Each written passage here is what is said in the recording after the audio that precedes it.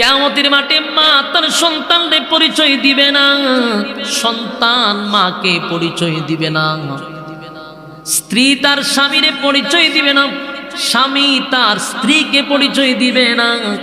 যুবক ভাইরা, যে স্ত্রীর জন্য আপনারা শহরে প্লাট নিয়ে থাকেন, গ্রামের মধ্যে মা বাবাকে রেখে শহরে গিয়া বউ নিয়ে থাকেন, সেই বউ হাসরের মাঠে পরিচয় দিবে না। বলবে দুনিয়াতে আমার কোনো স্বামী ছিল, মা বলবে দুনিয়াতে আমার সন্তান ছিল না। এতগুলা কারণ কেন? বলে হাসরের মাঠে সবাই বলবে ইয়া রব্বি নাফসি। কেউ কারো হবে না, মা সন্তানের পরিচয় দেয় না গো, বাবাও সন্তানের পরিচয় দেয় না। তাই আমি আপনাদেরকে বলি, যুবক ভাইরা, ওই কানের আসামি যদি হয়ে যায়, কেউ আমাদেরকে বাঁচানোর জন্য সুপারিশ করবে না। আমরা শুনি নবী সুপারিশ করবে, হ্যাঁ নবীকে সেই দায়িত্ব আল্লাহ দিবে। আল্লাহ বলবেন হাবিব, হাসরের মাঠে সুপারিশের মালিকানা আপনাকে দিলাম, তবে বাইরে কাদেরকে নবী সুপারিশ করবে? যারা নবীর তরিকায় চলে নাই, নবীর সুন্নত মানে নাই, মন গড়া জীবন যাপন করছে, সারাটা জীবন শিরিক আর বেদাতের মধ্যে জীবন কাটাইছে, তাদেরকে আমার নবী সুপারিশ করবে। কথা হই না দি? অনেকে হয় নবী তো সুপারিশ করে, নবী তোর মতো গাঞ্জুটিরে সুপারিশ করতো না, আরা জীবন গাঞ্জা গাছ মুসলাল ঘুরে লেছ, তোর সুপারিশ করব। মহিলা দিয়া তুই ফাউটি বাস, তোর সুপারিশ করব। বছরে একবার নবীর সুন্নত পালন করস না, নবীর তরিকায় চলস না, তোরে বুঝি সুপারিশ করব। আল্লাহর নবী হাসরের মাঠে বলবে সুহকান সুহকান লিমান গায়রা বাদি, দূর হয়ে যা, দূর হয়ে যা, এমন উম্মতের আমার কোনো দরকার নাই। আর আপনি খুব আশা করে বলেছেন নবী আপনাকে সুপারিশ করবে। নবী উম্মতকে সুপারিশ করবে যারা নবীর তরিকায় চলছে তাদেরকে।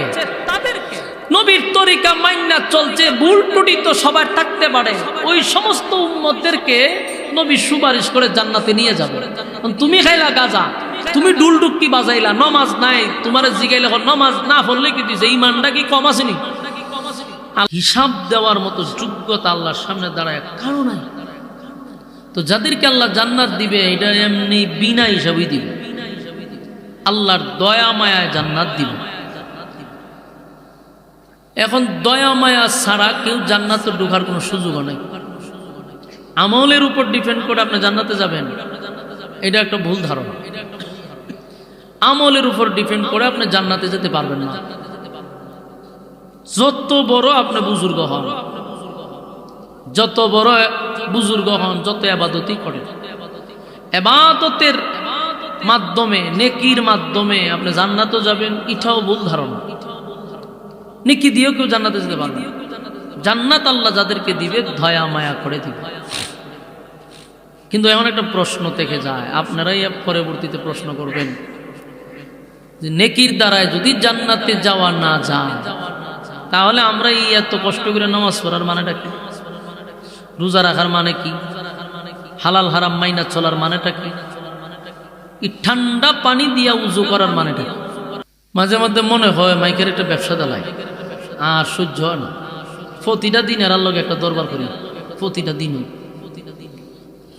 ওই আমাদের শ্রোতা চিল্লায়, আওয়াজ শোনা যায় না, আমাদের আমি চিল্লাই।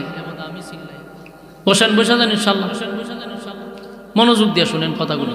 গিচ্ছা কাহিনী ভাই বলার অভ্যাস আমারও নাই, আর গিচ্ছা কাহিনী শুই না উম্মতের কোনো ফায়দাও নাই। যতটুকু কথা শুনবেন, পরকালের কথা বললে মানুষের মন নরম হয়। এছাড়া কোনো ওয়াজে মানুষের মন নরম হইতে আমি দেখছি না। আমি নিজে তো বক্তা, 10 বছর ধরে ওয়াজ করি। আমি একমাত্র পরকালের ওয়াজ শুন না মানুষের যদি দিল নরম হয়, বুং বাং ওয়াজে মানুষের দিল নরম হয়। এই জন্য আমি যত জায়গায় কথা বলি, চেষ্টা করি আলোচনাগুলি করার, এতে মানুষ মোটামুটি পরিবর্তন হয়। এই জন্য একটু মনোযোগ দিয়ে শুনে। আমরা ইবাদত বন্দেগী করি, কিন্তু আল্লাহ ইবাদত বন্দেগীর মাধ্যমে জান্নাত দিবে না। জান্নাত দিবে দয়া মায়া। ইবাদতের মাধ্যমে, নেকির মাধ্যমে আমি জান্নাতে ঢুকবো, এটা আমাদের ভুল ধারণা। কিন্তু এখন একটা প্রশ্ন থেকে যায়, তাহলে আমরা ইবাদত করি কেন? আমরা এত কষ্ট করে ঠান্ডা পানিতে উজু করে তাহাজ্জুদ করি, 5 ওয়াক্ত নামাজ পড়ি, হালাল হারাম মাইনা চলি, আল্লাহর হুকুম নবীর তরিকা অনুযায়ী জীবন যাপন করি। তো মাঝখানে মানেটা কি? ইবাদত বন্দেগী আপনাকে করতে হবে, আপনি আল্লাহর হুকুম মানতে হবে, রাসূলের তরিকায় চলতে হবে, হালাল হারাম মাইনা চলতে হবে। এটা ছাড়াও জান্নাতে যেতে পারতেন না, আর এটা দিয়াও আপনি জান্নাতে ঢুকতে পারতেন না।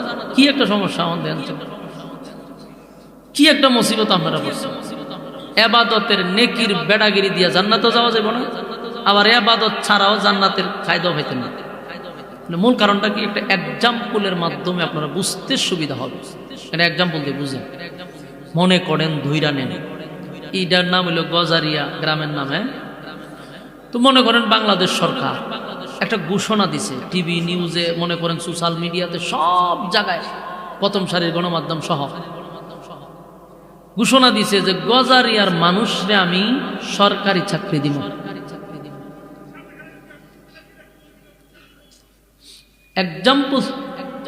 এক্সাম্পল যদি না বুঝেন তাহলে এটা সামনে বুঝতে সুবিধা হইতো না, একটু বোঝার চেষ্টা করেন। তো মনে করেন ধরে নেন সরকার ঘোষণা দিছে গজারিয়ারে সরকারি চাকরি দিবে। আমরা টিভিতে দেখছেন, নিউজে দেখছেন, গজারের মানুষ কয়েকটা সুযোগ পাইছি, সরকার আমরা প্রতি এত মায়া দয়া করছে, দলে দলে দলে দলে মানুষ ঢাকার দিকে রওনা দিছে। সরকারের কার্যালয়ের কাছে প্রচুর বীর, সব হইল গজারিয়ার মানুষ। এখন নাম ঠিকানা লিখে লিখে তো ভিতরে ঢুকতেইব। এখন যিনি বসে রয়েছে দরজার সামনে, উনি বলতেছে আপনি এন্ট্রি করেন, করে ভিতরে ঢুকেন। তখন আপনার দিচ্ছে যে আপনার নাম ঠিকানা তাড়াতাড়ি লেখেন। হ্যাঁ বেচারা কয়ে আমি নাম ঠিকানা লেখুন কেমন, আমি তো ঠেলা গাড়ি চালাই, আমি তো লেহাপড়ি করছি না, আমি ওর নাম ঠিকানা লেখুন কীভাবে? উনি লোকের জিগায় তা আপনি কেন আইসেন কেন? সরকার কইছে সরকারি চাকরি দিব, এলি গাইছে। আচ্ছা কোন তো দেখি, বলছে গজারিয়ার গ্রামের মানুষও সরকারি চাকরি দিব, এই জন্য কি আপনার লেখাপড়া ছাড় হয়ে যেতেন না? কথা না দিই, আপনারে গ্রামে মহব্বত করে বলছে তোমরা সরকারি চাকরি দিব, গ্রামের সবাই যাও সরকারি চাকরি, সবাই যাও। এর মধ্যেও এখানে একটা কথা থাকে, সবাইতে যাব, এই জন্য কি অশিক্ষিত লোক যাব না শিক্ষিত লোক যাইতে হইব? মানে মূল ফুজি আপনার থাকতে হবে শিক্ষাগত যোগ্যতা, এরপরে কি আপনি কথা বলবেন। ওনা আপনার শিক্ষাগত যোগ্যতা নাই, না মিলে তা আপনি গেছেন যে সরকার কইছে তোমরা জান্নাত দিও, সরকারি চাকরি দিও, এটা কোনো যুক্তি নেই। এটা যেমন বোকামি। আল্লাহ বলছে দয়া মায়া করে জান্নাত দিব, কিন্তু আপনি ইবাদত করলেন না, আল্লাহর হুকুম মানলেন না, নবীর তরিকায় চললেন না, যেমনে মনে চায় এমনি জীবন যাপন করলেন, আপনি গিয়ে দাঁড়াইছেন যে দয়া মায়ার আশা কইরা। এটা যেমন অযৌক্তিক, শিক্ষাগত যোগ্যতা ছাড়া চাকরির জন্য দাঁড়ানোটাও অযৌক্তিক। আমার কথা আপনারা বুঝেননি, আল্লাহ নাকি গুরুস্থানে বুঝি ওয়াজ করতাম। কথা বুঝলে আমার সাথে হাঁ কইতেই, না বুঝলে না কইতেই। এইভাবে মুর্দার মতো বইয়া থাকেন তো জানাজা করাইলাম, ডাইরেক্ট দিয়া দিব জানাজা, ফিরে মেরালাম। মনোযোগ দেন, মনোযোগ দেন না, এটা বোঝা যায়। আহা, ওখানে সাউন্ড লই দরবার চলতেছে।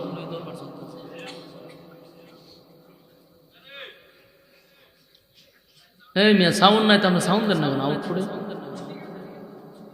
সাউন্ড ঠিক থাকলে ঠিক আছে, আর দূরে না, চলতেছে চলুক, বাহিরে না লাভ নাই। এখানে যারা জেরাতে মনোযোগ নাই, আর বাহিরে মানে মনোযোগ দিব কিতা? মনোযোগ দিয়ে শুনুন, এটা আগে বুঝেন। এক্সাম্পলটা বুঝলে আপনার সামনের আলোচনা বুঝতে সুবিধা হবে। বলুন সরকার কি কইছে? আপনি মূর্খ মানুষকে দাঁড়াইতেন, আপনারা বলছে সবাইরে চাকরি দিব, গজারিয়ার সবাইকে দিব, সবাইয়ের কথার মতো প্রশ্ন থেকে যায়। এই কারণে কি মূর্খ মানুষকে দাঁড়াইব সরকারি চাকরি লিগা? অবশ্যই শিক্ষিত লোক যাইতে হবে। জান্নাত আমি দয়া মায়া করে দিব, এই জন্য আপনি বেআমলি বদগার লোক গিয়া দাঁড়াইছেন, আর জীবন আকাম কুকামের পিএইচডি করছেন, আপনি গিয়া দাঁড়াইছেন আল্লাহর দয়া মায়ার আশায়। এটা কি সম্ভব? এটা যেমন বুখামি, যেমন অযৌক্তিক। ঠিক লেখাপড়া ছাড়া সরকারি চাকরি পাওয়াটাও অযৌক্তিক। আল্লাহ বলেন আমি জান্নাত দিব দয়া মায়া করে, কিন্তু এই কারণে আপনি ইবাদত বন্দেগী ছাড়তে পারবেন না। ইবাদত বন্দেগী করতে হবে, আল্লাহ তাদের উপরেই মায়া দয়া করবে যারা আল্লাহর হুকুম এবং রাসূলের তরিকায় চলছে। মায়া দয়াটা তো তখনই আসবে যখন আপনি দুনিয়াতে আল্লাহর হুকুম মাইনা চলবেন। জান্নাত আল্লাহ দিব মায়া দয়া। এখন বলবেন তো ইবাদতটা করলাম যে, এটার বিনিময়ে তো আর জান্নাত পাইলাম না, কখনো পাওয়া সম্ভব না। কারণ আপনি যে ইবাদত বন্দি করছেন এগুলা এক গ্লাস পানির কাছে বিক্রি হয়ে যাবে। যেমন বনি ইসরাইলের এক ব্যক্তি বুজুর্গ আছে, উনি 500 বছর ইবাদত করছে আল্লাহ। বলুন কত বছর? 500 বছর ইবাদত করছে আল্লাহ তাআলার। একদিন আল্লাহর ইবাদত থেকে বঞ্চিত হয় নাই, 500 বছরের একদিনও না। উনি ইবাদত বন্দি করতেন দ্বীপের মধ্যে, দ্বীপের মধ্যে ইবাদত বন্দি করতেন। দ্বীপের চতুর্দিকে হইল গিয়ে সাগর, পানি হইল লবণাক্ত। এই লোক বাঁচতে গেলে তো মিষ্টি পানি পান করতে হইবে। তা আল্লাহ রাব্বুল আলামিন তার কুদরতে তাকে মিষ্টি পানির ব্যবস্থা করে দিছে। তেমন খাইব কি? একটা ডালিম গাছ ছিল, এই ডালিম গাছের ডালিমের ফল দিত। তো প্রতিদিন প্রতি ওয়াক্তে একটা করে ডালিম খাইতো, আর পাশেই মিষ্টি পানি এটা পান করত। আর বাকি সময়টুকু সব সময় আল্লাহর ইবাদতে উনি ব্যস্ত ছিল। এইভাবে টানা 500 বছর ইবাদত করতেছিল। একটা সময় উনি দোয়া করছে, আল্লাহ আমি যেদিন মারা যাব আপনি আমারে সেজদারত অবস্থায় মৃত্যু দিয়ে, যেন হাসরের মাঠে আমি সেজদার থেকে উঠে দাঁড়াইতে পারি। তো উনি 500 বছর ইবাদত বন্দি করছে, আল্লাহর একটা প্রিয় ব্যক্তি। আল্লাহ তার দোয়া কবুল করছে, সে সেজদারত অবস্থায় মারা যাবে এবং উনি হাসরের মাঠে সেজদারত অবস্থায় উঠে দাঁড়াবে। এই ওয়াজ রাসূল করতেছে সাহাবায়ে কেরামদের কাছে, যে এই লোকটা যখন হাসরের মাঠে উঠে দাঁড়াবে তখন আল্লাহ ঘোষণা দিবে যে ফেরেশতারা, এই যে আমার ব্যক্তিটা সে 500 বছর ইবাদত বন্দি করছে, আমার খানা ছাড়া একটা মিনিটও সে নষ্ট করে নাই, আমার ইবাদতে সব সময় ব্যস্ত ছিল।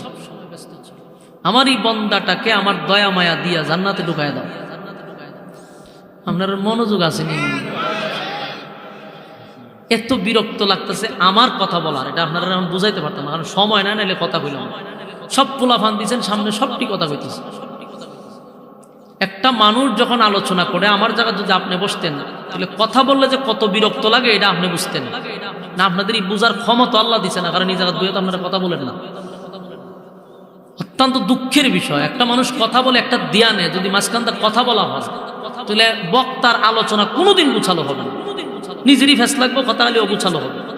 আমি আলোচনা গুছাইতে পারতেছি না আপনারা এই কথা বলার কারণে। এই ফুলাবান দিয়েছেন সবটি আমার সামনে, আর জিগাইলে হয় চোখ কথা বলছে না। এরা কি আপনার রিমোট কন্ট্রোল করে? রিমোট টিপ দিচ্ছেন, বন্ধ গেছে। প্রথম থেকে আমি বলে দিছি যে বাচ্চাগুলারে পিছনে নেন, আপনারা সামনে আসেন। এরা সবগুলারে দিছে আমার সামনে ডিস্টার্ব করবার লেগে। সবাই কয় না, আমি কইতাছি এই উঠো না, এটা রাখলে ঝামেলা করবো, উঠো ওই পিছনে গেবো। মুরব্বীরা সামনে আগে আসেন, মুরব্বীরা সামনে আগে আসেন। আবার কুলো করে 2-1 জন লইছে, কুলো করে লইছে কয়েকজন। হ্যাঁ সামনে আসেন, আপনারা যারা ওয়াজ শুনবেন বুঝবেন, আপনারা সামনে এলে আমারও ভালো লাগবে কথা বলতে। একটু সামনে আয়েন। এই লড়ে না, জায়গাতে গরম করছে, জায়গাতে গরম হয়েছে, এলে লড়ে না। চিন্তা করে আরেকজনের জায়গাতে দলাইতাম গরম করে। আমি আইন সামনে ওই অহন গুড়া করা এরে মাইরালাম বাইরিয়া, আবার মুসকি মুসকি আসে। যাও যাও পিছনে বউ, সব বড় বড় মুসল্লি আমার সামনে দিচ্ছে। এই যখন কত ভাল লাগতেছে, আপনারা যত মনোযোগ দিবেন আমার কথা বলতে ভাল লাগবে। এই বসেন, বসেন, এই যে কত সুন্দর।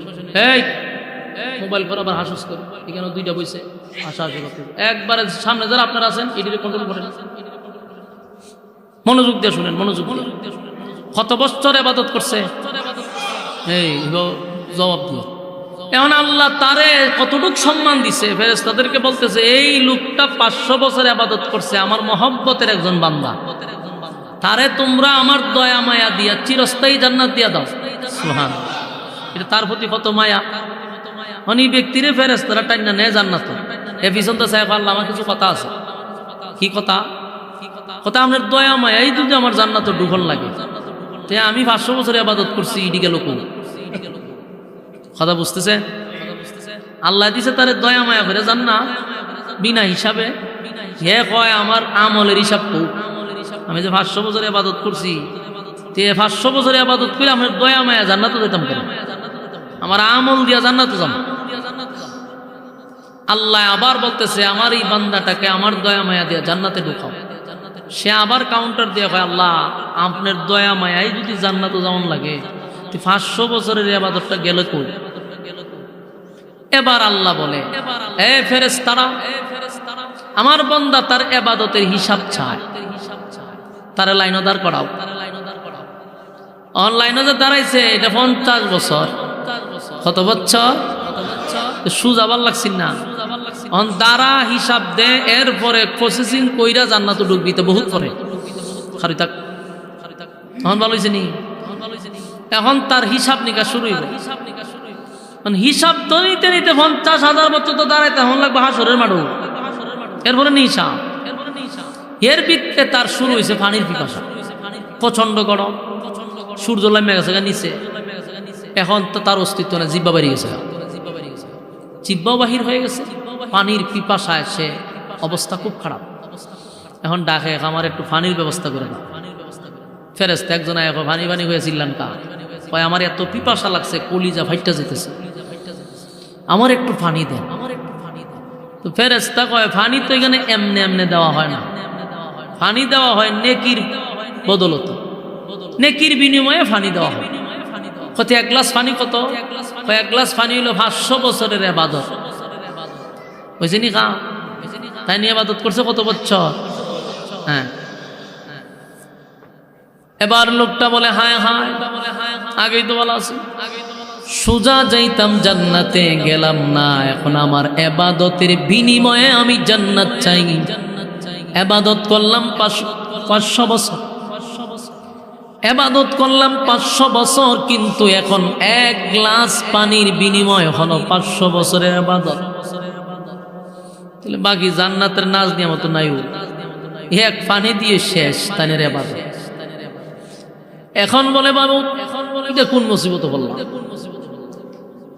এই বুজুর্গ ব্যক্তি ফেরেশতাদেরকে বলে আমারে তোমরা আধা গ্লাস পানি দাও, বেশি লাগতো না, আধা গ্লাস দাও যাতে কলজাটা আমার ঠান্ডা হয়, আমার জিব্বা বেরিয়ে গেছে। আধা গ্লাস পানির জন্য ফেরেশতারা বলল দেওয়া যাবে যদি আমারে 250 বছরের ইবাদত দেন। 250 বছরের ইবাদতের বিনিময়ে আপনি আধা গ্লাস পানি পান করতে পারবেন, এটাই হলো শর্ত। এই লোকের এত পিপাসা যে আমার 250 বছরের ইবাদত দিলাম, আমার পানি দিন। আধা গ্লাস পানি পাইল কত বছরের ইবাদতে? 250 বছরের ইবাদতের বিনিময়ে আধা গ্লাস পানি পান করল। এবার আধা গ্লাস পানি কি তার পিপাসা নিবারণ হইব? রয়ে গেছে আর হাজার হাজার বছর, শুরু এর হয়েছে। কিছু সময় যেতে না যেতে আবার চিৎকার শুরু করলো, হায় আফসুস, আমার পিপাসায় কলিজা পেটে যায়, এত পানির পিপাসা লাগবে। আল্লাহর নবী বলেন হাসরের মাঠে যারা দাঁড়াবে প্রত্যেকটা মানুষের এত পিপাসা লাগবে গো, তাম পৃথিবীর পানি যদি তার গলায় ঢেলে দেওয়া হয় এরপরও তার পানির পিপাসা নিবারণ হবে না। চিন্তা করেন কি পরিমাণ পিপাসা লাগবে। এই লোকের আধা গ্লাস পানি কি হইল? কিছুক্ষণ পরে আবার বলে আমারে পানি দাও, পানি দাও, পানি দাও। ফেরেশতারা বলে এখানে পানি দিতে গেলে আমাকে নেকি দিতে হবে। বলে আমারে আধা গ্লাস পানি দাও, বলে আধা গ্লাস পানি 250 বছরের ইবাদত। এই লোক বলে আমার আগে পানি দিয়া কলিজা নিবারণ করো, পানি দিয়া পিপাসা নিবারণ করো। 250 বছরের ইবাদত ছিল বাকি, সেটাও দিয়ে দিছি। তার মানে এক গ্লাস পানি 250 বছর না 500 বছরের ইবাদত। এক গ্লাস পানি 500 বছর তাই এত ইবাদত করছিল, এক গ্লাস পানি দিয়ে শেষ। এখন আর আছে কি তা? শেষ, জিরো। এখন পানির পিপাসা লাগছে, এই পানি তো এক গ্লাস পানি নিবারণ হওয়ার কথা না। সূর্য হইলে আপনার আধা উপরে, এক হাত উপরে, চিন্তা করে মাথার মগজ গলতেছে, এইটা তো আপনার পানির পিপাসা নিবারণ হবে না। আবার চিল্লায় কয় আর দেওয়ান যেত না, নাকি আছে এখন নাই, কত করে থাক। এখন সে আল্লাহর দ্বারা সাহায্য চায়, খান্দ। এই বুজুর্গ ব্যক্তি বলে মালিক আমার ইবাদতের দরকার নাই, আপনার দয়া মায়া দিয়ে আমার জান্নাতটা দেন, আমার ইবাদতের বিনিময়ের প্রয়োজন নাই। সুবহানাল্লাহ।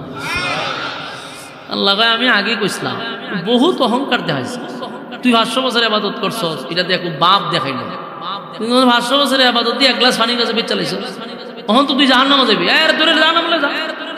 ফেরেশতারা কয় ঠাইন্না টুইন্না লইয়া যা জাহান্নামে, পিছাতে চায় কয় আল্লাহ আমরা দয়া মায়াটা দিলাম, আমার ইবাদত লাগতো না, আমি বুঝতে পারছি আপনার দয়া মায়া ছাড়া সম্ভব না, তে যা আর পিছাতে চায় আল্লাহর তো মায়া দেয় বেশি, আল্লাহ খারাপ যা সুজা জান্নাত যা। সুবহানাল্লাহ। তার মানে ইবাদতের দ্বারাই যদি আমরা অহংকার করি যে আমি 5 ওয়াক্ত নামাজ পড়ি, আমি তাহাজ্জুদ পড়ি, আমি মানুষের হক নষ্ট করি না, আসলে আপনি ভালো মানুষ, কিন্তু এই ইবাদতের অহংকার করা যাবে না, কারণ আপনি তো 500 বছর ইবাদত করতে পারেন না। 60 বছর যদি হায়াত পান, 30 বছর যায় আপনার আকাম কুহাম, কথা না 40-50 কি আকামই করে, ও লাশ বয়স দাড়ি টাড়ি ভাইকে গেছে গা, চুলো ভাইকে গেছে গা, শরীরও দুর্বল, আর আকাম করার সুযোগ নাই। অহন ইমাম সাহেব কে হুজুর তওবা করেন, কিতা তওবা করতেন? কয় আর সুদ খাইতাম না, ঘুষ খাইতাম না, নামাজ ছাড়তাম না, জেনা করতাম না, মহিলাদের দিকে পাকা চোখে তাকাইতাম না।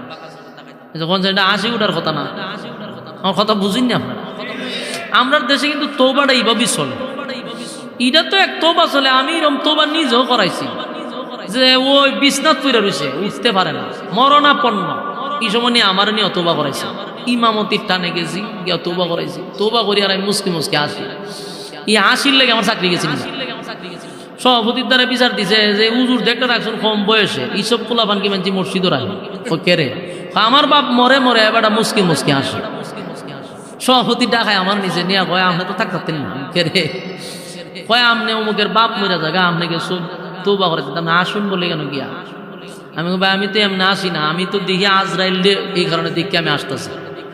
আজরাইলে দেখে মানতে আসেনি, বলে আজরাইলে বইয়া হাতও তাপায়, আত্মাত বলতা যায় বেটার দরবার লাগতো, আর এই সময় আমার নিচে তওবা করে। আমি যে তওবা করাতেছি 80 উঠার কথা, বেটার তওবা কিতা করানি, ওই যে প্রচলিত তওবা, গামছা একটা দিছে আমার হাতে দিয়া, হুজুর তওবা করাই আব্বা জাগা। এখন আব্বারা যে আমি তওবা করাইতাম, দিছে গামছা একটা, তখন কি কইতাম, কই না জীবনে যাতে সুযোগ না খায়, আর যাতে নামাজ না ছাড়ে, বেগানা নারীর দিকে না তাকায়, মানুষের উপর জুলুম যাতে না করে। কোন 80 উঠার কথা না, বেটা মরবো, চক্রাত অবস্থা চলতেছে। তখন বলে আমি কইতাম যে আর জীবনে অন্য মায়ের দিকে তাকাইতো না, সুদ খাইতো না, ঘুষ খাইতো না, মানুষের উপর জুলুম করতো না। আচ্ছা কোন জানি কি বেটার দ্বারা সম্ভব হন, তো ইডি আমার দিয়ে কুয়াইতেছে জোর পিলা, আমার এটা আসে, তখন আমার চাকরি লিয়া টানাটানি, পুরা সবাই কেঁপে গেছিল যে তেরে বিদা করেন, আমার বাপ মরে বেটা আসো। আমি আসতাম না, কিতা করতাম কোন, ওহন যে বেটারে কইতাছি আমি যার জীবনে কোন মহিলাদের দিকে তাকাইতেন না, এ বেটার তো জবান বন্ধ হয়ে গেছে গা, তওবার দরজা বন্ধ হয়ে গেছে, আর আমার নিচে তওবা করাইতাম। কিন্তু হাস্যকর, আর এই তওবা চলতেছে আমাদের গ্রামগঞ্জে, এগুলা কুসংস্কার, এটি তওবা না, এটি তামাশা, এগুলো তামসা চলতেছে। সারাটা জীবন যেই সময়ের জোয়ান কি খান, এই সময়ে ইচ্ছা মতে গুনার পিএইচডি করছে, আর অনেক মইরা জায়গা অন ইমাম সাহেব দৌড়দানি হাব্বা জায়গা তাড়াতাড়ি তওবাটা করাই দেন, যে কোন সময় হে তওবা কি করতো। তওবা শব্দের অর্থ কি? তামার ফিরে আসা, কোথার থেকে? গুনার থেকে। বলুন তওবা শব্দের অর্থ কি? গুনার থেকে ফিরে আসা। এই লোক মইরা জায়গা হন, হে ফিরা করতে গাইব, আচ্ছা এটা হাস্যকর না? আমি একটা এক্সাম্পল দিই, বলুন একটা মানুষ 60-70 হয়ে গেছে, 60-70 বয়সে এই লোকটাকে চাইলে একজনে মারতে পারবো, জুলুম করতে পারবো নি? জুলুম করতে গেলে মার খাইব। একটা মানুষ চাইলে এখন 70 বছরকে সুদ খাইতে পারতো না, সুদের টাকা উঠাইতে গেলে শক্তি লাগে, যেটি সুদের টাকা উঠায় এটি আপনি আমার মতো দুর্বল না। লঙ্গি একটা ফিনতে দেখবেন, ফিসে লঙ্গিটা উল্টাই হ্যাঁ আটে আর কয় কি তারিখ গত মাসের টাকা তো দিছত না, ভাড়ায় উঠাইলাম টাকার তাড়াতাড়ি দে, ওই রকম শব্দ চয়ন করে আবার টাকা উঠায় আনে, এটার একটা শক্তি লাগে। হেতে তো উনি খামো করতে পারতো না, এরপরে হয় বেগানা নারীর দিকে আর তাকাই না। এই বুড়া এখন কই তাকাইব? তাহাই লাভ কিতা? এবারটা যদি ছাইও তাহে কোনো মাইয়ার পায়, মাইয়াও মনে করবো যে আমার দাদার বয়সী, দাদা কেড়ে চায়, উল্টায় মাইয়া আর বালাবুরা জিগে মাইন্ডও কেউ করতো না। তুই এই সময় চাইলেও অসুবিধা নাই, তুই অহন গিয়া হয় আর চাইতাম না, তুই ছায়া তাক কোনো গুণ হইতো না, কারণ তোর এখন ভোল্টেজ নাই, ছায়া তাক কোনো গুণ হইতো না। যেই সময় চাওয়ার কথা নাই, এই সময় জনমের চাওয়া চাইছে, চাইছে তো চাইছে, পিএইচডি করে ছাড়ছে, ওই সময় তওবা করছে না। তওবা করতে হবে যৌবন কালে। বলুন তওবা করবে কোন সালে? যৌবন কালে তওবা করতে। মানুষের তিনটা কাল আছে, শিশুকাল, লাস্ট হইল বৃদ্ধকাল, আর মাঝখানে হইল যৌবন কাল। আল্লাহ বলেন দুই কালের কোনো হিসাব আমি নিব না, ছেড়ে দিন, তুই খালি মাঝখানের হিসাবটা দে আমার। কিন্তু এই মাঝখানের সময়টায় আমরা গুনার পিএইচডি করে বইতে, আর যখন যেই কালের হিসাব নিবে না এই সময় কি আর জীবনে তা করতাম না, তুই এখন করতে তা যা করার তো মাঝখানে করে লেছ, হিসাব তো মাঝখানে নিব, কথা হয় না।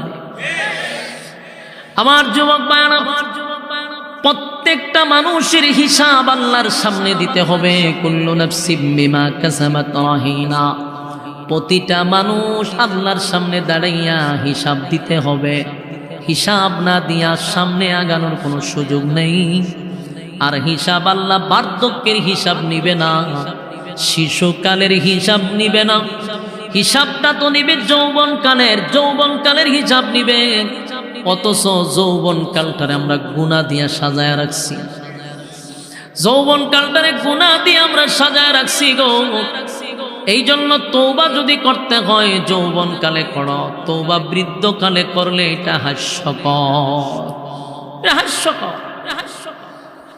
আর প্রচলিত গ্রামের একটা সচরাচর একটা প্রচলিত কুসংস্কার চালু আছে, মুর্শিদের ইমাম সাহেবগুলারে নিয়ে যায়, যখন মানুষটা সাকরাত অবস্থায় পড়ে থাকে, মরণাপন্ন, তখন নিয়ে যায়, হুজুর আব্বারে তওবা করায়া দেন, আব্বা বাঁচত না, তওবা করে লাভ কিতা?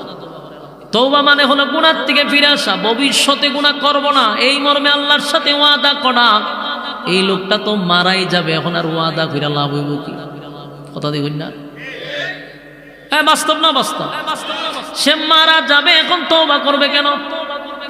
তওবা তো করতে হবে। আমি আল্লাহর কাছে তওবা করলাম, মালিক জীবনের সব গুনার উপরে আমি লজ্জিত, জীবনের সব গুনার উপরে লজ্জিত। আল্লাহ যা করলাম শয়তানের ওয়াসওয়াসায় পড়ে করছি, মালিক এখনো আমার শরীরে শক্তি আছে, আজকের থেকে ওয়াদা করলাম আর জীবনে আপনার অবাধ্য হব না, আপনার হুকুম অমান্য করব না, সীমা লঙ্ঘন করব না।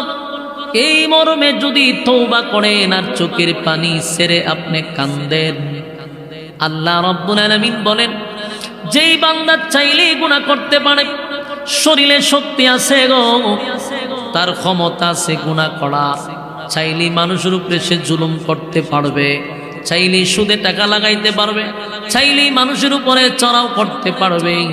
কিন্তু সব বাদ দিয়া, মালিকের ভয়ে সব ছেড়ে দিয়া এখন বান্দা ওয়াদা করে আর গুনাহ করব না।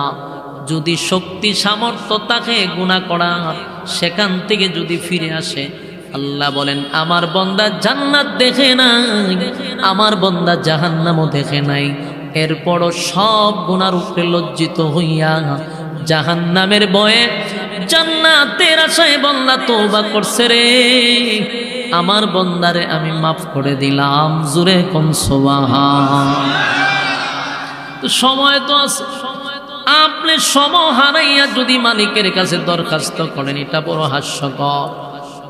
এই জন্য আমার যুবক ভাইদেরকে বলি, এখানে যারা আছেন অধিকাংশ যুবক, এখনো আমার আপনার শরীরে শক্তি আছে, গুনাহ করার মতো শরীরে ক্ষমতা আল্লাহ এখনো দিয়া রাখছে। এই জায়গার থেকে যদি আমরা ফিরে আসি, মালিক বলেন আমি ওই সমস্ত বান্দাদেরকে বেশি পছন্দ করি। যৌবনকালে যদি কেউ ডাক দেয়, আমার আল্লাহ বলেন যৌবনকালে যদি কোনো বান্দা বান্দি একবার ডাক দেয়, আমি ৭০ বার তার ডাকে জবাব দেই। চিন্তা করেন, একবার যদি কেউ ডাক দেয় ৭০ বার মালিক জবাব দেয় গো। কিন্তু বার্ধক্যে যখন পৌঁছে যান, তখন যদি কোন আল্লাহর গুনাহ করব না, এটা আসলে দেখলেই শুনলেই হাসি উঠার কথা। তুই যে বলস গুনাহ করবি না, পারবি তুই গুনাহ করতে, হ্যাঁ পারবো নি তো কস করে গুণা করতি না ভাইজলামি আল্লাহর সাথে আর কি এটা আল্লাহর সাথে তুই ভাইজলামি করা হয়েছিস তুই পারতি না এক কাজ তুই বস করতাম না কথা ঠিক হ্যাঁ আমি করতাম না তো পারলেন না করতি যে এই সময় পারছ তুই সময় জনমের মতো করছিস এখন শরীরে দেয় না তাই কয় আর করতাম না আল্লাহ রাব্বুল আলামিন বলেন যদি কোনো বান্দা বান্দি যৌবনকালে আমার ডাকে আমি সাড়া দেই আর যৌবনকালে না ডাইকা বার্ধক্যে পৌঁছে গেছে তখন এর ডাকে 4 পয়সার কোনো কাজে আসে না কোনো কাজে আসে না। আমার যুবক ভাইরা এই মাহফিলগুলা প্রতি বছর করা হয় কেন করানো হয় কোন কারণে করানো হয় একটাই উদ্দেশ্য এলাকাবাসীকে দিন শিখানোর জন্য দিন বোঝানোর জন্য ওয়াজ মাহফিলগুলা বাংলাদেশে 64 জেলার 68,000 গ্রাম বাংলায় এখন ওয়াজ মাহফিল হয় অনেকের ধারণা এই ওয়াজ মাহফিল কেন এত বেশি হয় এত বেশির দ্বারা কি ফায়দা হয় আমি বলবো যদি ওয়াজ মাহফিল বাংলাদেশে এত বেশি না হইতো মানুষ থাকতো না গরু ছাগল হয়ে যেত মানুষের মধ্যে মনুষ্যত্ব থাকতো গরু ছাগল হয়ে যেত ওয়াজ মাহফিল গণ হওয়ার কারণে এখনো মানুষ আছে এখনো বড়দেরকে মানুষ সম্মান করে আলেমদেরকে ইজ্জত করে এখনো ধর্মের প্রতি তাদের একটা দুর্বলতা আছে যদি ওয়াজ মাহফিল ঘন না হইতো কোরআন হাদিসের কথা না শুনতো তাহলে ভারতের মতো গোবর খাইতো আর সেনা খাইতো ঠিক নেই দেন এটি গরু ছাগলে গেছে ওই গুরু প্রস্রাব করে এটা খায় কারণ ওয়াজ মাহফিল নাই ব্রেন তো বুঝতে গেছে চতুষ্পদ জানোয়ার হয়ে গেছে গুরুর মুত খায় গুরুর গোবর খায় বাংলাদেশের মানুষ ওয়াজ নসিও শুনে দীক্ষা এরা শরবত খায় এরা সেনা খায় না ওয়াজের কারণে ফায়দা এই জন্য ওয়াজ মাহফিল বন্ধ করলে মানুষ থাকবে না চতুষ্পদ জানোয়ারের মতো হয়ে যাবে এই জন্য এই কথাগুলি যে আপনারা শুনেন খালি এক কান দিয়ে শুনলেন আর বাইর করলেন এইভাবে যদি শুনতে থাকেন আর বাইর করতে থাকেন মরার আগ পর্যন্ত শুনতে পারবেন না আপনার কোনো ফায়দা না আমার কোনো ফায়দা যদি হয় তাহলে এগুলার উপরে আমল করার দরকার আছে না নাই আমার যুবক ভাইরা প্রত্যেকটা মানুষ আল্লাহর সামনে জবাব দিতে হবে শুরুতেই বলছি আল্লাহ বলেন আমি প্রত্যেকটা মানুষ থেকে পাই করে হিসাব নিব হিসাব ছাড়া আমি কাউরে ছেড়ে দিব না আমি হিসাব নিব আর যাদের কাছ থেকে আল্লাহ হিসাব নিবে তারা আর সামনে আগাইবার কোনো সুযোগও পাবে না মালিকের সামনে ধরা পড়ে যাবে এই জন্য দোয়া করবেন মালিক যখনই জান্নাত দিবেন গো আমাদেরকে আপনি বিনা হিসাবে জান্নাত দিবেন আল্লাহর কাছে বেশি করে বলা মালিক আমাদেরকে আপনি বিনা হিসাবে জান্নাত দেন আল্লাহ হিসাব দেওয়ার মতো যোগ্যতা রাখি না হিসাব দেওয়ার মতো ক্ষমতা আমার নাই গো মালিক আপনি বিনা হিসাবে জান্নাত দেন আমার যুবক ভাইরা অসংখ্য মানুষকে আল্লাহ বিনা হিসাবে জান্নাত দিবে দোয়া করবেন না শেষ করেন আপনি ফোনটা শেষ করলেন একটা চলো দুইটা চলবো কেমন মনোযোগ দেওয়া শুনেন ওই মনো জাগায় আমার তো সুজুর দোষ না আমার দোষ না কত একজন বললে মন জাগা তখন মনোযোগটা জাগা শুনে এর লিগে কইছে আর অন্য কোনো উদ্দেশ্য না আপনারা মনোযোগ আসেনি মনোযোগ দিয়া শুনেন বলুন আমাদের ফিরে আসা কোন সময় দরকার যৌবনকালে বৃদ্ধকালে ফিরে আসা কি করবেন এই জন্য আমাদের এই সময়টাকে গুরুত্ব দেওয়া দরকার মাহফিলে বেশিরভাগ দেখছি যুবকরাই বেশি ভয় যুবকরাদের আগমন বেশি আমি যুবকদের উদ্দেশ্যে বলি প্রতিটা আলেমের দায়িত্ব হলো যুবকদের উপরে এই জন্য আলেমরাও দেখছি আজ যুবকদেরকে নিয়ে ওয়াজ করে নসিহত করে এরা আগামী দিনের ভবিষ্যৎ এরা যদি ঠিক হয়ে যায় সমাজের চাঁদাবাজি হবে না টেন্ডারবাজি হবে না জুয়া হবে না দর্শন আর গুম আহাজারি হবে না যদি এই প্রজন্ম ঠিক হয় এই জন্য আমাদের ওয়াজ করা দরকার এই যুবকগুলার এবং ওয়াজে বসা দরকার এরা আর আমাদেরও বোঝা দরকার যুবক ভাইরা যৌবন চিরদিন কিন্তু থাকে না যৌবনের একটা বাটা আছে না নাই নদীর যেমন সব সময় জোয়ার থাকে না, নদীরও বাটা আছে, ঠিক যৌবন কাল সব সময় থাকে না, এটারও বাটা হয়। এই যে আমার সামনে আমার পিছনে অনেক মানুষ বসা, যাদের দাড়িগুলা সাদা হয়ে গেছে, বলুন এদের দাড়ি কি আগের থেকে সাদা ছিল না আপনি আমার মতো কালো ছিল, কিন্তু এখন সাদা হয়ে গেল।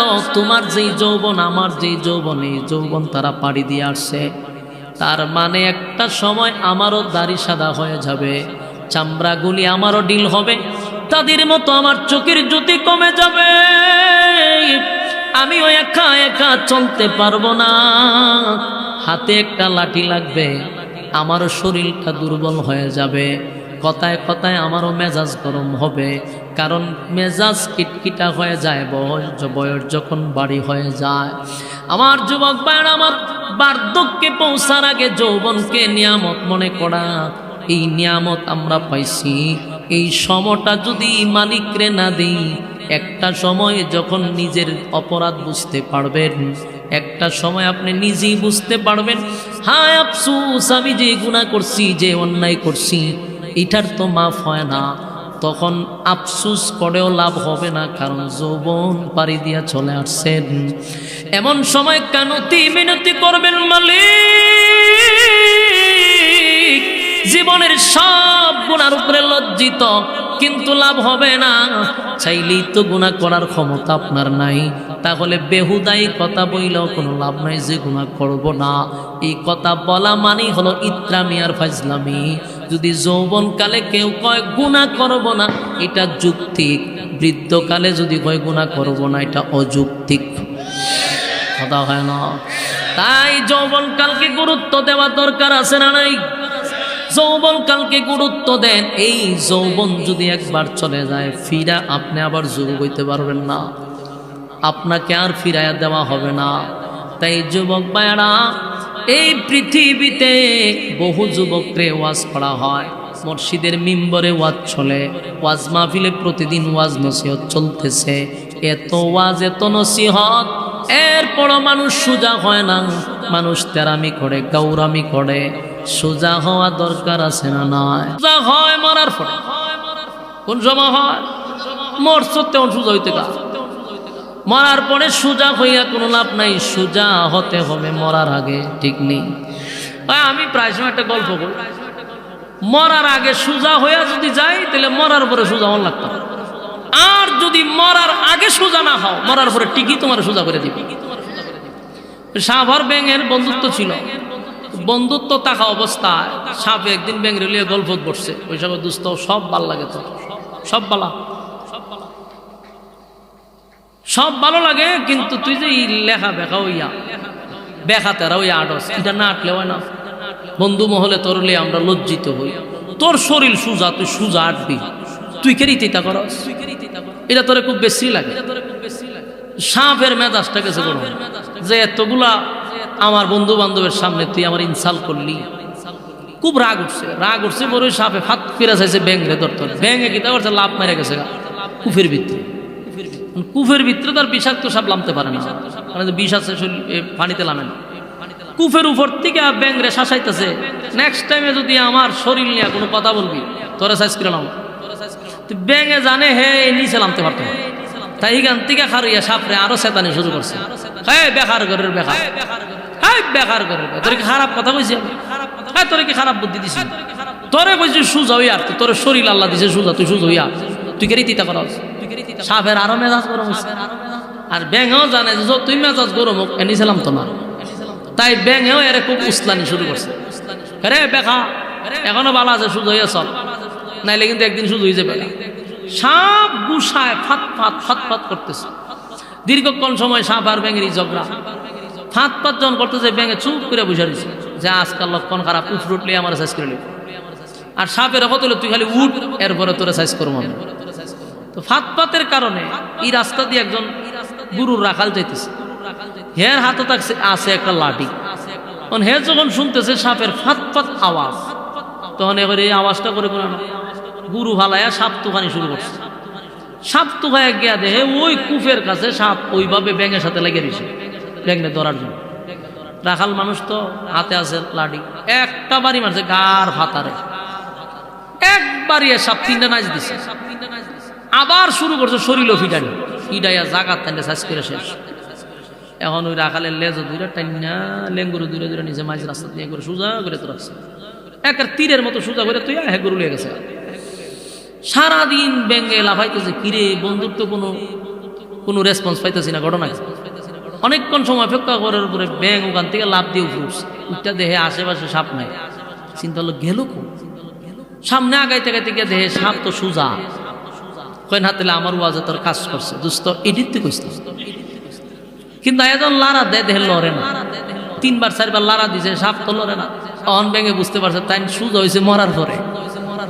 তখন সাপে কয় এই সোজার কথাই কইছিলাম, এটাই কইছিলাম আমি, কিন্তু ওইলি মরার পরে ওইলি, তুই আগে যদি সোজা হয়ে আমার কথায় চলতি এখন তোর এই সোজা অন লাগে না। বাস্তব না বাস্তব? ব্যাঙের কথাটা যদি নসিহত মনে করতো তাহলে তার এখন মানছে সোজা অন লাগে না, কিন্তু শুনলি না তো তোরা আরেকজনে সোজা করে দিছে। তো ওয়াজ নসিহত মসজিদের মিম্বরে ওয়াজ মাহফিল হইতেছে, প্যান্ডেলে হইতেছে, যুবকরে যতই বোঝানো হোক তেরামি করতে আছে, হ্যাঁ সোজা হইতে রাজি না, কিন্তু একটা সময় সোজা হবে, তখন ঠিক নেই, তখন আফসুস করবো যে সোজা তো হইলাম মরার পর। উলামায়ে কেরাম আপনাদেরকে সোজা করার জন্যই বলে, বেকা হওয়ার জন্য নয়, সোজা চায় আপনারা সোজা হইয়া চলেন, কারণ আল্লাহর ধরা বড় শক্ত, এটা সাধারণ ধরা না। দুনিয়াতে মামলা হামলা হইলে বড় ভাই ছোট নেতা বড় নেতা পাতি নেতার মাধ্যমে ছুটে যায়, কিন্তু ওই মামলায় যদি একবার আসামি হন বাঁচার কোনো সুযোগ না, কেউ আপনার সাহায্য করবে না। এখানে কোনো নেতার ফাতি নেতার বক্তব্য চলবো, কোন নেতার পাতি নেতার বক্তব্য চলতো না। এমনকি আপনি যারা দূরে আছেন লেজ ফির সাহেবের লেজ, ফির সাহেব কাম হইতো না। আপনি তো জপ্তা চান যে ফির দর্শি সুজা দানা তুলে যাবে। আল্লাহ বলেন ইয়াউমা ইয়াফিরুল মারউ মিন আখিহি ওয়া উম্মিহি ওয়া আবি ওয়া সাহিবাতিহি ওয়া বানি। আল্লাহ বলেন কিয়ামতের মাঠে মা তার সন্তানদের পরিচয় দিবে না, আর তোমার ফিরে তোমার সম্মান দিব, ফিরে তোমারে সুপারিশ করব। কথা বলনা দি মা তে কি মাসির আদর বেশি? আল্লাহ বলেন ইয়াউমা ইয়াফিরুল মারউ মিন আখিহি ওয়া উম্মিহি ওয়া আবি ওয়া সাহিবাতিহি ওয়া বানি। কিয়ামতের মাঠে মা তার সন্তানদের পরিচয় দিবে না, সন্তান মাকে পরিচয় দিবে না, স্ত্রী তার স্বামীরে পরিচয় দিবে না, স্বামী তার স্ত্রীকে পরিচয় দিবে না। যুবক ভাইরা, যে স্ত্রীর জন্য আপনারা শহরে প্লাট নিয়ে থাকেন, গ্রামের মধ্যে মা বাবাকে রেখে শহরে গিয়া বউ নিয়ে থাকেন, সেই বউ হাসরের মাঠে পরিচয় দিবে না, বলবে দুনিয়াতে আমার কোনো স্বামী ছিল, মা বলবে দুনিয়াতে আমার সন্তান ছিল না। এতগুলা কারণ কেন? বলে হাসরের মাঠে সবাই বলবে ইয়া রব্বি নাফসি, কেউ কারো হবে না। মা সন্তানের পরিচয় দেয় না গো, বাবাও সন্তানের পরিচয় দেয় না। তাই আমি আপনাদেরকে বলি যুবক ভাইরা, ওই কানের আসামি যদি হয়ে যায়, কেউ আমাদেরকে বাঁচানোর জন্য সুপারিশও করবে না। আমরা শুনি নবী সুপারিশ করবে, হ্যাঁ নবীকে সেই দায়িত্ব আল্লাহ দিবে। আল্লাহ বলবেন হাবিব হাসরের মাঠে সুপারিশের মালিকানা আপনাকে দিলাম, তবে বাইরে কাদেরকে নবী সুপারিশ করবে?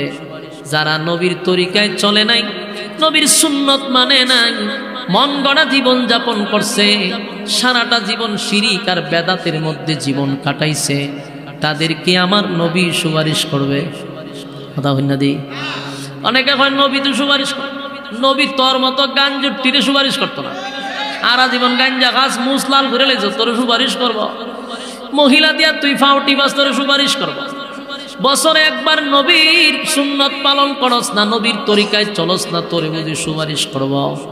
আল্লাহ নবী হাসরের মাঠে বলবে সুহকান সুহকান লিমান গায়রা বাদি, দূর হয়ে যা দূর হয়ে যা, এমন উম্মতের আমার কোনো দরকার নাই। আর আপনি খুব আশা করে বলেছেন নবী আপনার সুপারিশ করবে, নবী উম্মতকে সুপারিশ করবে যারা নবীর তরিকায় চলছে তাদেরকে, নবীর তরিকা মাইন্না চলছে, ভুল ত্রুটি তো সবার থাকতে পারে, ওই সমস্ত উম্মতদেরকে নবী সুপারিশ করে জান্নাতে নিয়ে যাবে। তুমি খাইলা গাজা, তুমি ডুলডুক্কি বাজাইলা, নমাজ নাই, তোমার জিগাইলে নমাজ না পড়লে কি দিছে, ইমানটা কি কম আসেনি? আল্লাহ হয় হে দিন তোর জুতা আধা ঘন্টা বাইরে নিবে, হ্যাঁ নমাজ না ফিরে বলে ইমান আছে, ফাওয়ার আর বুকো তাপা দেওয়া। এদিন উম্মত নবীর কাছে গেলে তুমি কথা বলার সাহসও পাইবে, দূর হয়ে যা, দূর হয়ে যা বলে রাসূল দৌড়াই দিব, যা আর এখান থেকে, তোরার লেগে দান ভাঙছিলাম, তোরার লেগে আমার মাথা দিয়ে হ্যামলেট ঢুকছিল, আমি রক্তে রঞ্জিত হয়েছি তায়েফের ময়দানে, আমার শরীরে মশা মাছি বসতো না, সেখানে রক্ত জড়াইছি উম্মত তোর জন্য। আর তুই এখন আমার তরিকা মানলি না, তোর বাপ দাদার ধর্ম নিয়ে চলছিস, তোর ফির বাবা যা কইছে তুই তা শুনছ, কুরআন হাদিসের দাঁড় দাঁড়ছত না, নবীর সুন্নাহ অনুযায়ী চলছত না, ফিরে কইছে পাওয়া সেজদাতে দিছস, দিয়ে ঈমান হারাইছস। আর এতগুলো আলেমদের তোদেরকে বারবার বললো শিরিক করিস না, আল্লাহ ছাড়া কারো কাছে মাথা নত করা যাবে না, আল্লাহ ছাড়া কারো কাছে চাওয়া যাবে না। এত ওয়াজ কোরআন হাদিস তে করলো, এই ওয়াজ ভাল লাগে না, এর ফিরের ওয়াজ ভাল লাগে, এর ফিরে গাঞ্জা খায় আর এর কাছে সেজদা দে দে সেজদা, পেড়া বেড়ি লইয়া সেজদা মারে, শিরিক কইরা জাহান্নাম, জান্নাত হারাইলি, চিরস্থায়ী জাহান্নামে তোরে নিয়ে গেল তোর ফির সহ। আর তোর ঘরের যত লাউ ডিম আছে সব ফিরে খাওয়াইলি, কিন্তু খাওয়ানির বিনিময়ে গেলে কোথা? জাহান্নামে। কোরআন হাদিসের এত বয়ান করার পরেও সে শুধরায় না, শিরিকে লিপ্ত, বেদাতে লিপ্ত। যুবক ভাইয়েরা আমার, শিরিক গুনাহ কিন্তু আল্লাহ বরদাস্ত করে না।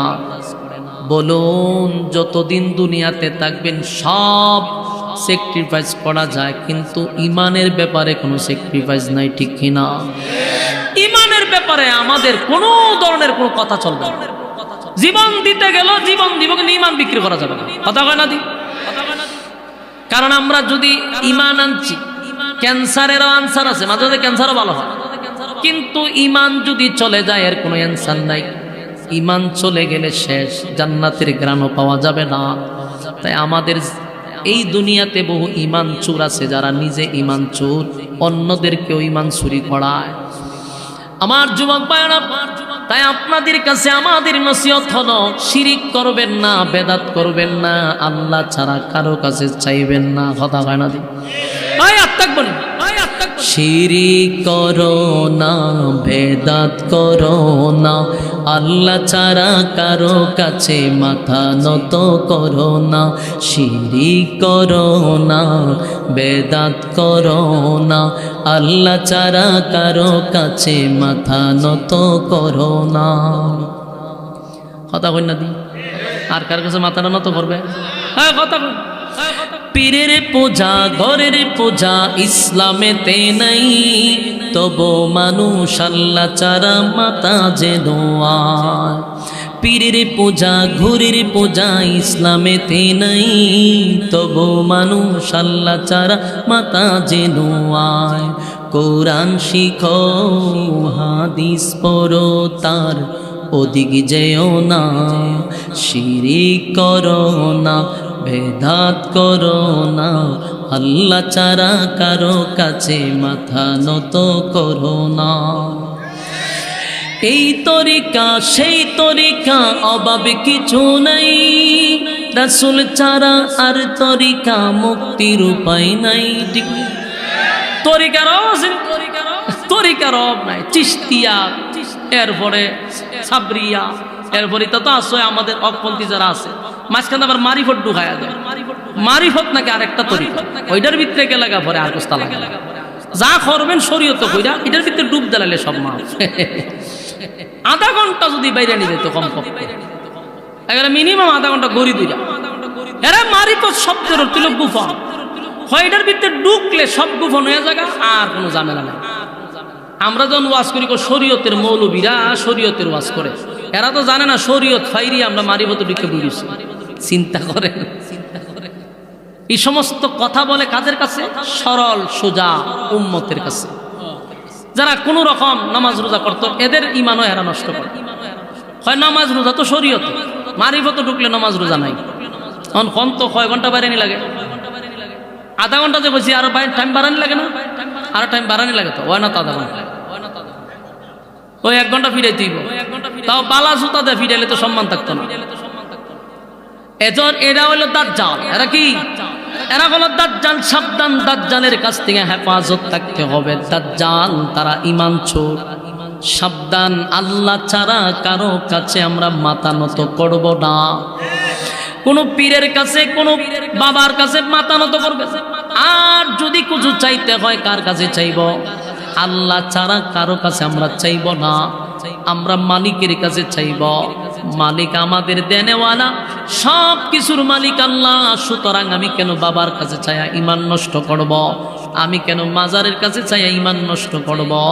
সাবধান যুবক ভাইরা, জীবনে যা করি আর না করি ঈমান ছাড়া যাবে না, ঈমান ছাড়া যাবে না। যদি যাররা পরিমাণ ঈমানটা লইয়াও আপনি কবরে যান, যাররা পরিমাণ ঈমানটা লইয়াও যদি কবরে যান, গুনার কারণে শাস্তি পাবেন, কিন্তু একটা সময় যাররা পরিমাণ ঈমানে আপনাকে জান্নাতে নিয়ে যাবে।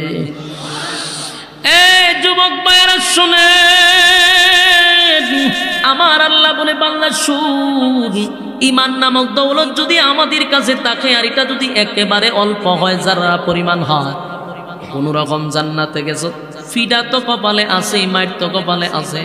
ইচ্ছা মতে মাইর শেষ হওয়ার পরে যাররা পরিমাণ ঈমান থাকার কারণে একটা সময় আল্লাহ নিয়ে চিরস্থায়ী জান্নাতে ঢুকাবে। সুবহানাল্লাহ। কিন্তু ঈমান যদি না থাকে রে, এই চিরস্থায়ী জাহান্নামে থাকতে হবে। লাবিসিনা ফিহা আহকাবা, যেখানে যুগের পর যুগ, যুগের পর যুগ, যুগের পর যুগ অবস্থান করতে হবে। লিত্তাগিনা মাআবা, সীমা লঙ্ঘনকারীদের জন্য জাহান্নাম। লাবিসিনা ফিহা আহকাবা, যুগের পর যুগ জাহান্নামে থাকবেন। সেখানে আইসা কেউ সুপারিশও করবে না, সুপারিশ করে আপনাকে বাঁচানোর সুযোগ নাই। যিনি সুপারিশের অর্ডার পাবে, তিনিও যদি দেখে আপনার আমল নামায় নবীর সুন্নত নাই, নবীর তরিকা নাই, আল্লাহর হুকুম নাই, নবী সেদিন আপনাকে সুপারিশ করবে না। হায় আফসোস, মানুষ দৌড়ায়া নবীর কাছে যাবে, নবী মানুষকে পানি পান করাবে নবীর বরকতি হাত দিয়া রে। নবীর বরকতি হাতের পানি যারা পান করবে আর কোনোদিন পিপাসা লাগবে না। আল্লাহর নবীর বরকতি হাতের পানি পান করার জন্য দলে দলে দলে দলে মানুষ নবীর কাছে যাবে। কিন্তু আফসোস হলো, একটা দল যখন পানি পান করতে যাবে, এদের মাঝখানে আর নবীর মাঝখানে পর্দা পড়ে যাবে। পর্দা পড়ে গেলে নবীও তাদেরকে দেখবে না, তারাও আমার নবীরে দেখবে না। আমার যুবক ভাইরা, আল্লাহর হাবিব চিৎকার দিয়া বলবেন, মালিক আপনি তো আমারে পানি দিলেন আমার গুনাহগার উম্মতকে পান করানোর জন্য।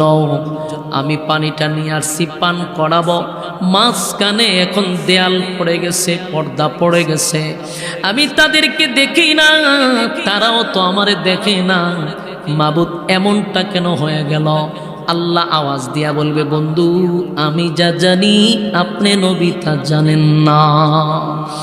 আল্লাহ বলবে, বন্ধু আপনার দিল বড় মহব্বতটা লইয়া পানি পান করানোর জন্য দাঁড়ায় আছেন গো, উম্মতরে পানি পান করাবেন। কিন্তু যারে পানি পান করাবেন সে দুনিয়াতে আপনার রেখে যাওয়া ইসলাম পালন করে নাই, আপনার দান দান বাঙ্গা ইসলাম পালন করে নাই, আপনার রক্ত মাখানো ইসলাম পালন করে নাই। আপনি যে তাদের কাছে ইসলাম আমানত রেখে আসছেন, তারা সেই ইসলাম পালন করে নাই, তারা মন গড়া জীবন যাপন করছে। এই মানুষগুলি দুনিয়াতে তাদের পীর ফকিরদের কথা ইসলাম তারা পরিচালনা করছে, তারা কথায় কথায় বেদাত কাজ করছে, শিরিক কাজ করছে। যদি আপনার উম্মত, কিন্তু আমি আল্লাহ আপনার বরকতি হাতের পানি তাদেরকে পান করতে দিব না। এই আশিকে রাসূল যুবক ভাইরা দিলের কান লাগায় শুনেন গো, হাসরের মাঠে একটাই তো সুযোগ যে আমাদেরকে সুপারিশ করবে আমার নবী, আমার নবী আমাদেরকে সুপারিশ করবে। যখন মানুষ দিশেহারা হয়ে যাবে, মানুষ যখন পাগলের মতো ঘুরতে থাকবে, কোথাও কোনো সাহায্য পাবে না, তখন মানুষ একটা পর্যায়ে আমার নবীর কাছে বলবেন, নবী গো, হাসরের মাঠে আপনি ছাড়া কোনো উপায় নাই। সেদিন আমার নবী সুপারিশ করলে আমরা সুপারিশের মাধ্যমে চিরস্থায়ী জান্নাত পাওয়ার আশা রাখি। কিন্তু যদি নবীর তরিকায় জীবন যাপন না করি, নবীর কথা অনুযায়ী জীবন যাপন না করি, আল্লাহর হুকুম না মানি, মন গড়া জিন্দিগি চালাই, শুই না রাখো, নবীর বরকতি হাতের পানি তো পান করতেই পারবা না। আর যা করছো আকাম কুকাম, দিনের কাম রাত্রের কাম যা করছ সবগুলার হিসাব আল্লাহর সামনে দাঁড়ায়া দিতে হবে। আর হিসাব দিতে গেলেই তুমি জেনে রাখো ধরা পড়ে যাবে, বাঁচার কোনো সুযোগ নাই। কুল্লু নাফসিম বিমা কাসাবাত রাহিনা, প্রত্যেকটা মানুষ তার কৃতকর্মের জন্য আল্লাহর সামনে দাঁড়াইবে এবং হিসাব দিতে হবে। তো হিসাব দিতে হলে ধরা, আর ধরার পরে ইন্না জাহান্নামা কানাত মিরসাদা, জাহান্নাম তোমাদের জন্য একটা ভাত পাইতে বসে রয়েছে দুইটা খাওয়ার জন্য। আল্লাহ আমাদের সমস্ত আযাব থেকে হেফাজত করুক। কারা কারা এটির উপর আমল করতে রাজি? হাত তুলে দেখাই দিন, হাত তুলেন, বলে লিল্লাহে তাকবীর, লিল্লাহে তাকবীর। আল্লাহ এই কথাগুলি বলার, বলনেওয়ালা শুনলেওয়ালা উভয়কে তুমি সহি আমল করার তৌফিক দান করুক। সকলে বলে আমিন, সকলে বলে আমিন।